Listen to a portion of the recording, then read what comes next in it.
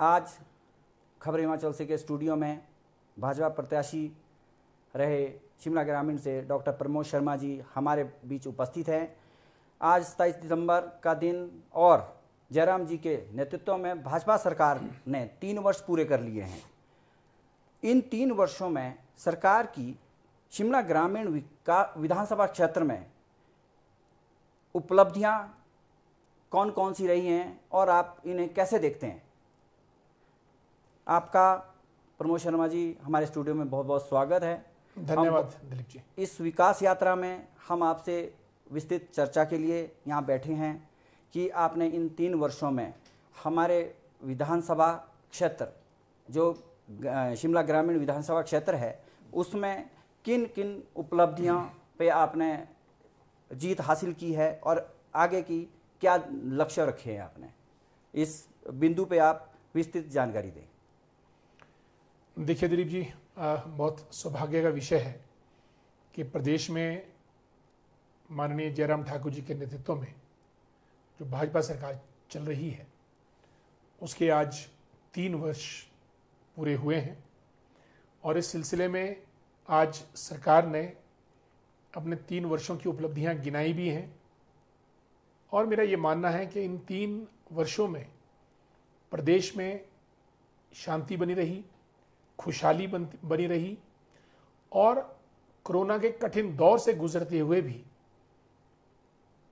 प्रदेश ने जयराम जी के नेतृत्व में विकास कार्य अवरुद्ध नहीं होने दिया और केंद्र से माननीय प्रधानमंत्री नरेंद्र मोदी जी का पूरा सहयोग, आशीर्वाद प्रदेश को मिला, प्रदेश की जनता को मिला और तभी आयुष्मान भारत, अटल टनल योजना, उज्ज्वला गैस योजना, प्रदेश को करोड़ों रुपए की सौगात, फंडिंग और जितने भी IITs, IIMs, अच्छे एजुकेशन इंस्टीट्यूशंस प्रदेश में सेटअप हुए हैं, नेशनल हाईवेज 74 जिनकी DPRs वगैरह बन के काम शुरू होने जा रहा है, इस किस्म की जो योजनाएं थी वो तभी संभव हो पाई जब दिल्ली और शिमला ने मिलकर कदम बढ़ाए और मोदी जी और जयराम जी ने प्रदेश को नई बुलंदियों की तरफ ले जाने का प्रयास किया।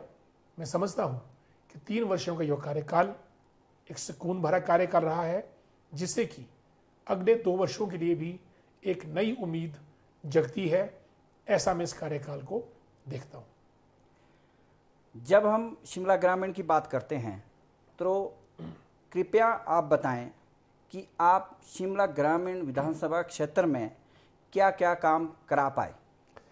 देखिए दिलीप जी, हमको 2017 में शिमला ग्रामीण से चुनाव लड़ने का मौका मिला भाजपा प्रत्याशी के रूप में और हालांकि हमारे पास वक्त कम था लेकिन फिर भी जनता ने अपने दिलो दिमाग से, प्यार से हमको अपना समर्थन दिया, बहुत अच्छे वोट दिए और उन्हीं वोटों की प्रेरणा से उसी को अपनी हिम्मत और साहस बनाते हुए हमने माननीय जयराम ठाकुर जी की सरकार के साथ कदम से कदम मिलाते हुए जनता के बीच, जनता के साथ, जनता के मुद्दों को लेकर अपना जो विकास पथ है उसको प्रशस्त करने का प्रयास किया।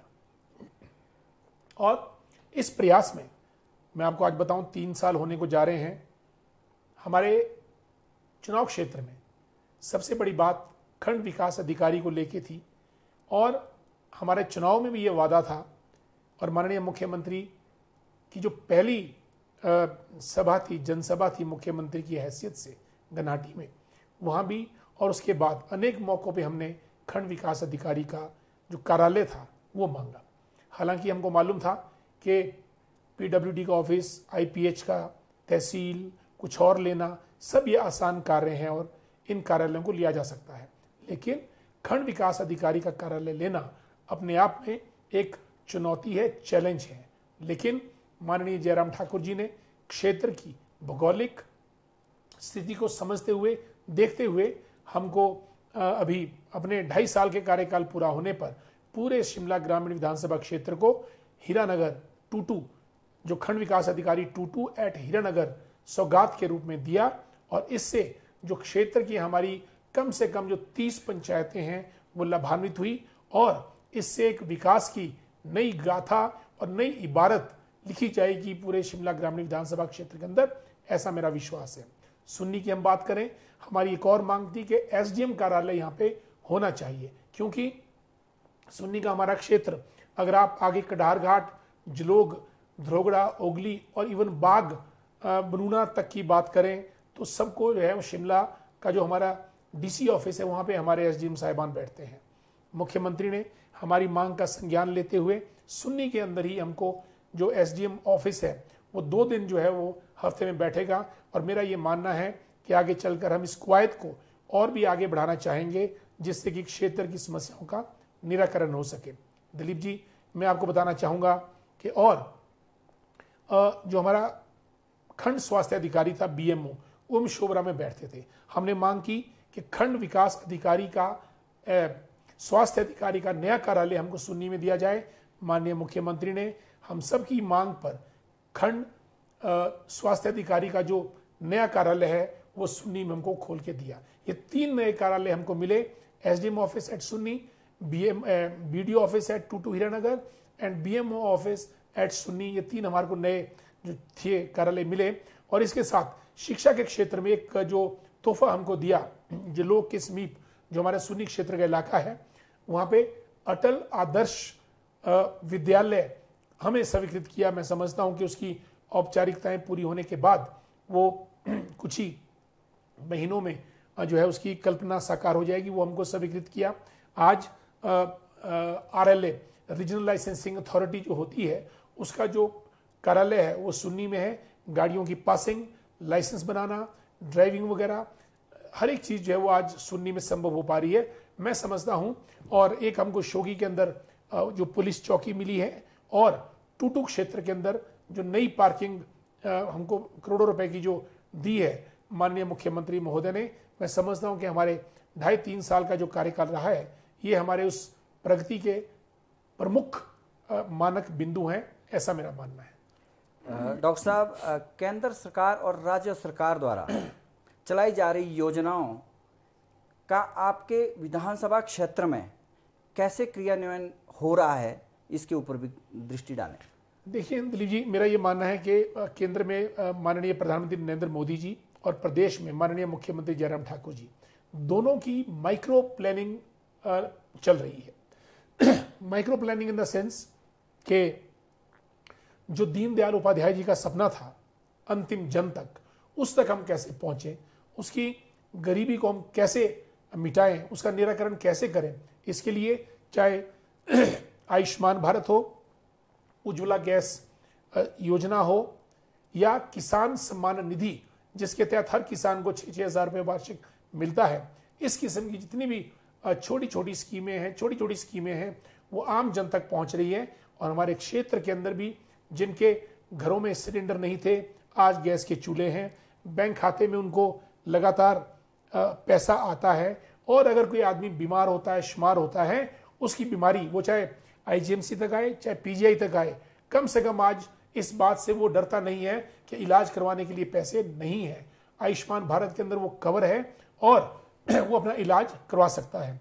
और इसके अलावा जब ठाकुर जयराम जी पहली बार मुख्यमंत्री बने, उन्होंने पहले दिन जो पेंशन थी वो 70 वर्ष आयु तक की और इससे पूरे प्रदेश के अंदर कम से कम 3,80,000 लोगों को फायदा हो रहा है। और हमारे शिमला ग्रामीण क्षेत्र के अंदर भी गांव-गांव में, पंचायतों में किसान सम्मान निधि आ रही है और उज्ज्वला योजना के गैस सिलेंडर आ रहे हैं।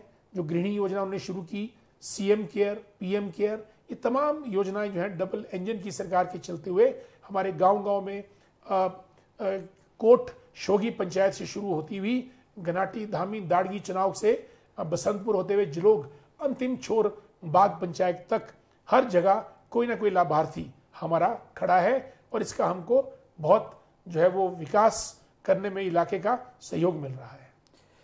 डॉक्टर साहब, शिक्षा, स्वास्थ्य, रोजगार एवं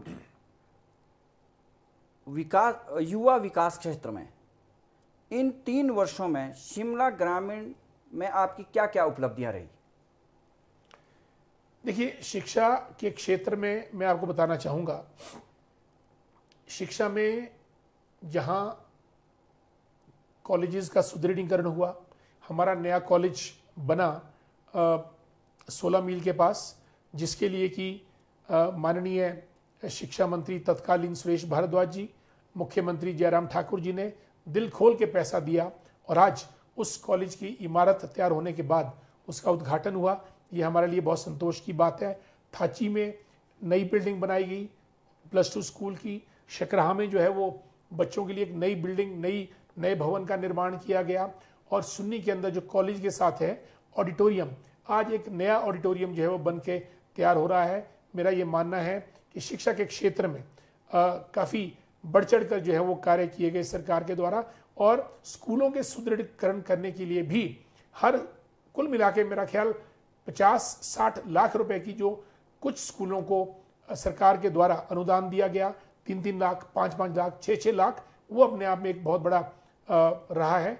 इसके साथ जो बसंतपुर में हमारा पॉलिटेक्निकल कॉलेज है, हमारे विशेष प्रयत्न रहे, सरकार के रहे और कुछ हमारे मित्रों के भी रहे जो टेक्निकल एजुकेशन से संबंधित थे।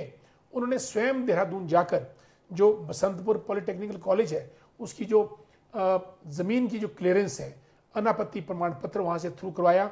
मेरा विश्वास है कि शीघ्र ही ये चीज़ जो है वो दूर होगी और पॉलिटेक्निकल कॉलेज की जो हमारी सपना है बसंतपुर में वो हमारा पूरा होगा। रही बात स्वास्थ्य की, स्वास्थ्य के क्षेत्र में हमारे पास नई PHCs का निर्माण हुआ, पाहल में हुआ, मंढोल घाट में हुआ और आपके घनाटी में हुआ, टूटू में। इन सब स्वास्थ्य सेवाओं का सुदृढ़ीकरण करने से जो है वो आम जनता को फायदा पहुंचा है, ऐसा मेरा मानना है। युवाओं के लिए रोजगार के अवसर सृजित किए गए और रोजगार के अवसर विभिन्न डिपार्टमेंट्स के अलावा काफ़ी सारे हमारे टेक्निकल लोग जल आपूर्ति विभाग में लगे, जल शक्ति विभाग में लगे और इसके अलावा जो अन्य सेवाएं हैं वहाँ पे भी आउटसोर्सिंग पे IT इंडस्ट्रीज़ में कहीं ना कहीं से हमारे युवाओं को रोजगार मिला है। और माननीय जयराम ठाकुर जी ने युवक मंडलों के सुदृढ़ीकरण के लिए जो है वो 50 लाख की राशि बजट में आवंटित की है और वही राशि जो है महिला मंडलों के लिए भी आवंटित की है। और हमारे क्षेत्र में खास तौर से जो आपका ब्लॉक बसंतपुर है, 106 महिला मंडलों को 23 हज़ार रुपए की राशि आवंटित करके उनका सुदृढ़ीकरण किया है। ये तभी संभव हो पाया जब हमारे यशस्वी मुख्यमंत्री ने बजट में इस बात का प्रावधान किया कि युवक मंडलों और महिला मंडलों के लिए कुछ राशि अनुदान के रूप में दी जाए ताकि वो छोटे मोटे काम कर सके। तो इन क्षेत्रों में हमारा विशेष जो है वो कार्य रहा है। डॉक्टर साहब, सड़क, बिजली, पानी, ये किसी भी क्षेत्र की मूलभूत आवश्यकता रहती है। इन 3 वर्षों में आप अपने शिमला ग्रामीण क्षेत्र में क्या क्या प्रयास कर पाए? देखिए, 3 वर्षों में सड़क, बिजली, पानी, मैं बिजली की बात करना चाहूँगा। बिजली के तो काफ़ी मैसिव लेवल पे जो पोल्स हैं, खंबे हैं, वो सब रिप्लेस हो रहे हैं। जगह जगह आप देखेंगे, आज इलाके में जाएंगे तो विद्युत विभाग को ये स्पष्ट आदेश है कि जहाँ पे भी कहीं पुराने खंबे आपको मिलते हैं उनको तब्दील करके नए से नए खंबे उसमें लगाएं, स्टील के लगें ताकि वो सुदृढ़ रहें, तटस्थ रहें। और तकरीबन हर जगह जो है विद्युत आपूर्ति की जा रही है और शीघ्र ही बसंतपुर के पास एक विद्युत विभाग का बहुत बड़ा स्टेशन बनने जा रहा है जिससे कि इलाके में बिजली का सुदृढ़ीकरण और होगा। और आपने पूछा पानी, तो पानी के लिए तो मैं समझता हूँ कि माननीय प्रधानमंत्री नरेंद्र मोदी जी ने जो एक जल मिशन शुरू किया है पूरे भारत में, हर घर में नल और उस नल में जल, 2024 का टारगेट माननीय नरेंद्र मोदी जी ने रखा पूरे देश के लिए कि हर घर में नल होना चाहिए। उसी उद्देश्य को माननीय हमारे जल शक्ति मंत्री महेंद्र सिंह ठाकुर जी ने 2022 किया है कि हम 2022 तक पूरे हिमाचल में ये काम करेंगे। और उसी के अंतर्गत हमारे शिमला ग्रामीण क्षेत्र के अंदर जगह जगह नलके लग रहे हैं। और मेरा इस बातचीत के माध्यम से जनता से भी अपने क्षेत्र की ये मेरा आग्रह रहेगा कि आप लोग अपने गांव में, अपने घरों में जहां भी नलका नहीं है, आप सूचित करें, जल शक्ति विभाग को आपके घर में नलका लगेगा। और ठीक सोर्स से पानी की सप्लाई आपको मिलेगी। तो ये तो जल की हमारी आपूर्ति रही। धमून गांव के लिए हमने एक विशेष पानी की योजना जो है वो शुरू की, जिससे कि वहाँ पे उनको पानी मिल सके, पीने के लिए भी, सिंचाई के लिए भी, और भी कई छोटी छोटी योजनाएं। अभी एक माननीय मुख्यमंत्री ने शिलान्यास किया भरोला तुलोश, जो कि हमारा चौथा परगना है, उसके लिए खटनोल, मझीउड़ और ठेला देवला, उन पंचायतों के गांवों को पानी मैसर होगा। और भी स्कीम्स हैं 4-5 इसके अलावा जिनका कि शिलान्यास किया गया। आने वाले 1-2 साल में मेरा ख्याल, मैं समझता हूं कि पानी की जो दिक्कत कहीं की रहती वो पूरी होगी। अब रही बात सड़कों की, तो सड़कों की तो दिलीप जी मैं समझता हूं कि अभी हाल ही में धरोगड़ा तक हमारे सड़क का काम चला है, वहाँ के लिए भी कुछ अनापत्तिज निकली हैं। बहुत से सड़कों का हमने फॉरेस्ट, जो हमारा FCA बनता है देहरादून से, वहाँ से हमने वन अनापत्ति पत्र प्रोक्योर किए हैं। जैसे धरोगड़ा के लिए किया हमने, और हमारा शाड़ा, नला, नावी, वहाँ जो हमारे रोड बन रहे हैं करियाली से आगे, वहाँ के लिए प्राप्त किए हैं। और पीपलू घाट खैरा उस सड़क के लिए भी, और कढ़ार घाट सरकड़ी, वहाँ के लिए भी वन अनापत्ति प्रमाण पत्र हमने प्राप्त किए हैं। और हाल ही में एक बहुत सुंदर रोड हमारा बना है आपका, ये शिल्ली रहल, जो हीरानगर से नीचे का इलाका पड़ता हमारा, उसके आपस में जुड़ जाने से हमारे जुबलट्टी, रामपुरी, क्योंथल, बाइचड़ी और घनाटी के लोग आपस में कनेक्ट हो सकते हैं। रास्ता छोटा हुआ है, शिल्ली रहल रोड का निर्माण हुआ है, धामी साइड भी हमारे रोड बने हैं, पिपलीधार वगैरह में। तो सड़कों के लिए हम कृत संकल्प है, और हमारा ये प्रयास रहता है कि जहाँ भी दिक्कत आए सड़क बननी चाहिए। इवन कोट पंचायत तक भी जो है सड़कों के निर्माण के लिए प्राथमिकता दी गई है इन 3 वर्षों में। डॉक्टर साहब, कृषि व बागवानी हमारी आर्थिकी की रीढ़ की हड्डी होती है, क्या आप इस क्षेत्र में भी कुछ कर पाए अपने इलाके में? बिल्कुल, कृषि के क्षेत्र में दिलीप जी, जैसे मैंने आपको कहा कि जैसे ये SDM ऑफिस या BDO ऑफिस थे, इसके अलावा हमारी प्रायोरिटी थी कि सब्जी मंडी खोली जाए।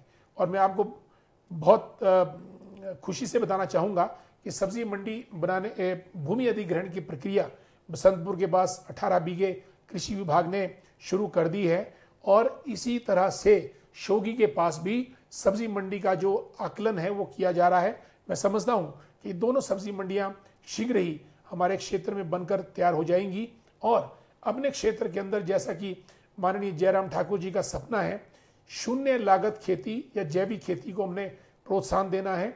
और शून्य लागत खेती के चलते जो सुभाष पालेकर जी का जो प्रोजेक्ट है, पूर्व हमारे राज्यपाल महोदय आचार्य देवव्रत जी, उनके नेतृत्व में पहाल पंचायत के टभोग में एक बहुत बड़ा शिविर लगा, घेणी में लगा, जहाँ की सभी बागवानों ने अपना शून्य लागत खेती के ऊपर अपने विचार प्रकट किए, चीज़ को आगे बढ़ाया और लोगों को प्रोत्साहन दिया।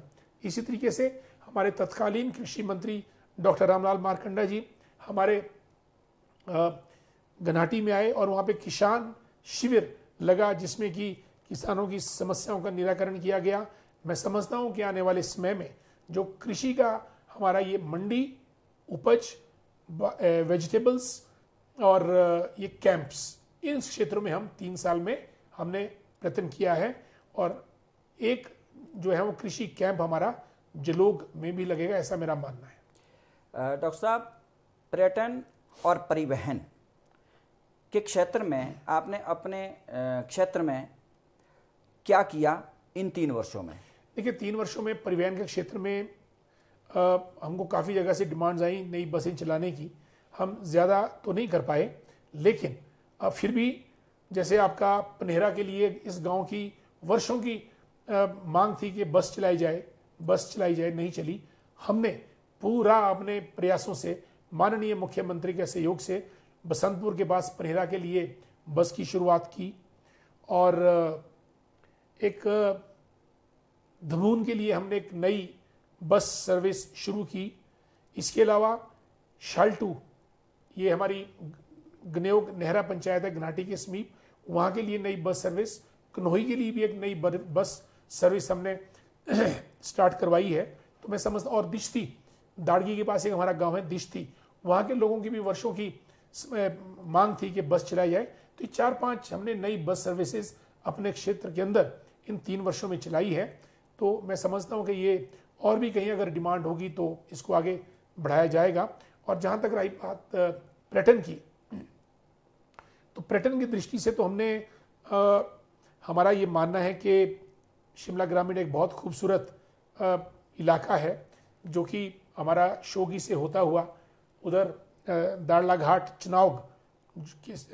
के समीप चिनाव से होता हुआ ये सतलुज के किनारे से आगे बागखड़ तक निकलता है। यहाँ बहुत ही दर्शनीय स्थल है, माँ शाली की कृपा है। नालदेरा से आगे का क्षेत्र को भी बढ़ाया जा सकता है। माननीय मुख्यमंत्री से हमने आग्रह किया, इसलिए उन्होंने सुन्नी और तत्तापानी के पास सतलुज के किनारे वाटर स्पोर्ट्स कॉम्प्लेक्स को अपनी स्वीकृति प्रदान की है। और आज अगर आप सुन्नी तत्तापानी जाएं तो छुट्टी वाले दिन बहुत से पर्यटक वहाँ पे आपको मोटर बोट में घूमते हुए अपने परिवार के संग मिलेंगे।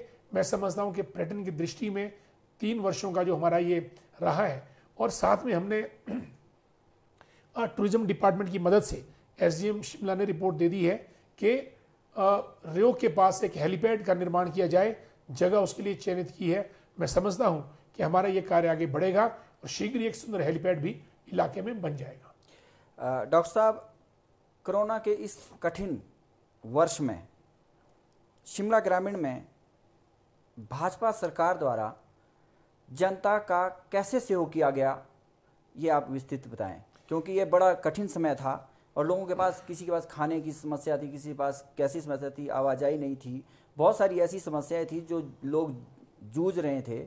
और बाहर भी शिमला ग्रामीण से कुछ लोग बाहर जॉब करते थे और वो वापस आए, वो बड़ी कठिनाई में रहा है। ये आप लोगों ने कैसे उनका सहयोग किया और कैसे कैसे उसके ऊपर जरा विवरण। देखिए दिलीप जी, कोरोना का काल तो बहुत कठिन है। बच्चों से लेकर बुजुर्ग तक, बच्चों पे मार अपनी है, युवाओं पे मार अपनी है, परिवारों पे मार अलग है, बुजुर्गों पे मार अलग है। हर एक व्यक्ति जूझ रहा है, लेकिन इंसान को चुनौती का सामना करना है, तभी विकास होगा। हमने भी वैसे किया। हम लोगों के बीच गए, लोगों में विश्वास जगाया, सैनिटेशन, 2 गज की दूरी, हैंड वॉश, मास्किंग, ये सब हमने हजारों की संख्या में मास्क बांटे, जन जन को मास्क बांटे। और उस दौर में जहाँ खाना नहीं मिल रहा था, भूखों को हमने खाना खिलाया। हर एक के लिए हमने फूड पैकेट्स का इंतजाम किया और सैनिटाइजर वगैरह हमने उनको वितरित किए, ताकि कोरोना से उनका रक्षण या संरक्षण हो सके। ये हमारा कोरोना काल में जो है वो पूरा एजेंडा रहा। इसमें हर कार्यकर्ता ने सहयोग किया और विकास की यात्रा जो है माननीय मुख्यमंत्री ने ऑनलाइन जारी रखी, और हमने भी उसी चीज का अनुसरण करते हुए ऑनलाइन रूप से लोगों से मिलते हुए विकास की गति को आगे बढ़ाया। डॉक्टर साहब, ये तो आपके 3 वर्ष पूरे होने पे आपने जो जो उपलब्धियां अपने क्षेत्र में की हैं, आपने इसकी विस्तृत जानकारियां दी। बाकी और भी हुआ होगा छोटा कार्य जो आपके क्षेत्र में हुआ होगा, परंतु अब थोड़ी आगे की बात करते हैं कि अब सरकार के पास 2 वर्ष बचे हैं अगले। क्या आपने कोई नई योजना या कोई आपके वादे हैं या कोई आपके लक्ष्य है आगे जिनको आप पूर्ण करने के लिए तत्पर है? देखिए दिलीप जी, हमारे वादे भी हैं और इरादे भी हैं। वादा हमारा जनता से और इरादे हमारे अपने हैं। इन वादों इरादों में हमारा जो मुख्य लक्ष्य रहेगा आने वाले समय में, हम चाहते हैं कि शिमला ग्रामीण का संपूर्ण विकास हो। इसके लिए हमने निजी तौर पर भी जन समस्या समाधान कार्यक्रम चलाया है, जो कि हम हर पंचायत में करते हैं। कोरोना काल में ये कार्यक्रम नहीं हुए।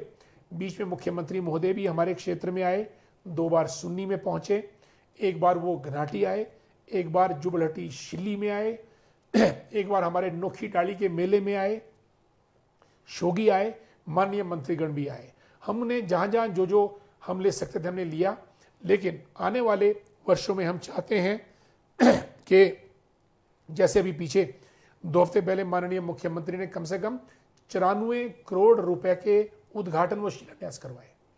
इसमें केवल 65 करोड़ के तो शिलान्यास थे। माना कि पिछली सरकारों ने भी कुछ किया था, लेकिन जो 60 to 70% फंडिंग उन प्रोग्राम्स की माननीय जयराम ठाकुर जी ने की, तब जाके वो प्रोजेक्ट जो है वो पूरे हुए। और भविष्य में भी, इससे पहले भी उन्होंने कम से कम आज से 6 महीने पहले जब शिलान्यास उद्घाटन किए थे 16 मील पे, जब हमारा कॉलेज खुला था, तब भी तकरीबन 54 करोड़ की जो प्रोजेक्ट्स थे उनकी उद्घाटन और शिलान्यास किए। जब माननीय मुख्यमंत्री महोदय सुन्नी आए थे तो उन्होंने चाहे वो गौड़ू पलगेड़ की सड़क हो जिसके लिए 10 लाख रुपया दिया, चाहे वो पहाल से घेणी नीम घेणी से पार पहाल के लिए 10 लाख रुपए देने की बात हो वो दिए, पंदुआ मंदिर के लिए सड़क निर्माण के लिए पैसा दिया उन्होंने, सुन्नी प्रॉपर में जो है वो जो है हॉस्पिटल रोड तक के लिए भी उन्होंने उसको पक्का करने के पैसे दिए। ये तमाम विकास कार्य चले हैं। भविष्य में हमारा ये रहेगा कि सुन्नी में जो हमारा बस डिपो खुला है, बस स्टैंड जो खुला है उसको हमने सब डिपो का दर्जा दिलाना है। ये हमारी प्रथम प्राथमिकता रहेगी। धामी के अंदर मुख्यमंत्री महोदय ने भी कोई 2 हफ्ते पहले जो हमारा उद्घाटन हुआ था उसमें बस स्टैंड के निर्माण के लिए 1 करोड़ 10 लाख रुपए स्वीकृत किए। हम चाहते हैं कि ये बस स्टैंड हमारा शीघ्र बने और धामी के अंदर ही जो सब तहसील है उसका दर्जा हमारा तहसील का दिया जाए आने वाले समय में। ये हम मांग रखेंगे मुख्यमंत्री महोदय के सामने। और एक बीएमओ ऑफिस भी धामी में खुले, उसके लिए हमने एक पूरा मसौदा तैयार करके माननीय मुख्यमंत्री महोदय को हम सौंपेंगे ताकि इस मांग के ऊपर गौर हमारा किया जाए।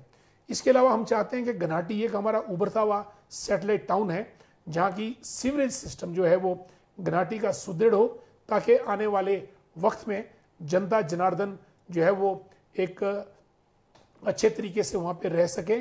और शोगी के अंदर सब्जी मंडी और एक खेल का बड़ा मैदान, ऐसा हमारा मानना है कि इन लक्ष्यों को लेके हम आगे चलेंगे।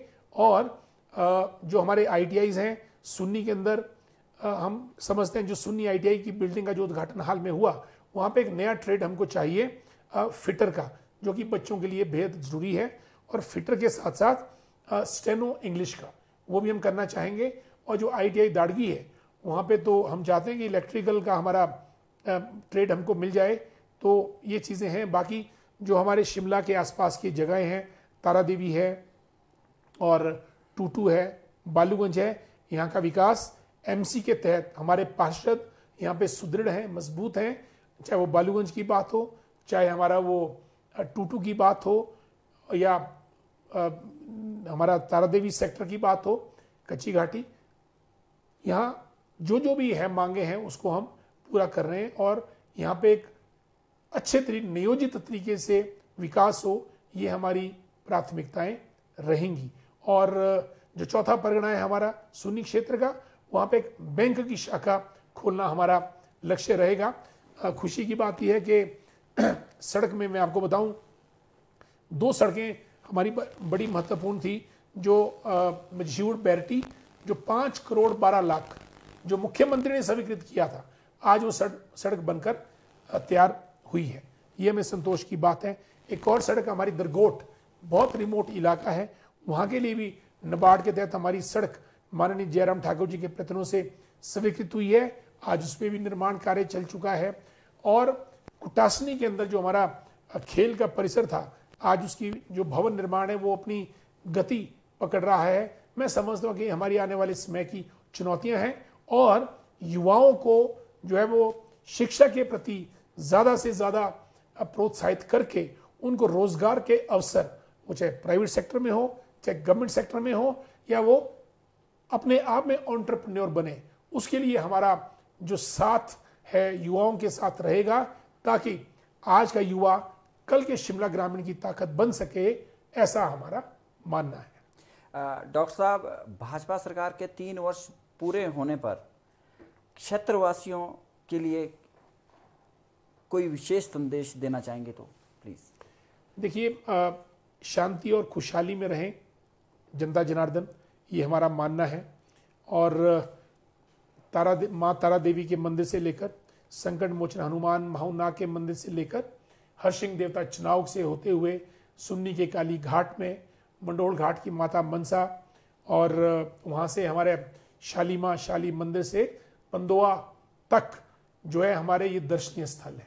मैं समझता हूँ कि रिलीजियस टूरिज्म को बढ़ावा देने के लिए, वो चाहे शाली माता के मंदिर के लिए हम रोपवे की बात करें या तारा देवी के लिए रोपवे की बात करें, रिलीजियस टूरिज्म हमारे एजेंडे पे प्रमुख रूप से रहेगा। जनता जनार्दन इसको लेके भी आगे बढ़े ताकि क्षेत्र हमारा खुशहाल रहे। आने वाले समय में हमारे पंचायती राज चुनाव भी आ रहे हैं। मैं ये तो नहीं कहता कि आप खूब लड़े, जैसा कि एक बार भाजपा के नेता स्वर्गीय प्रमोद महाजन जी ने कहा था, उनको इंचार्ज बनाया था असम का।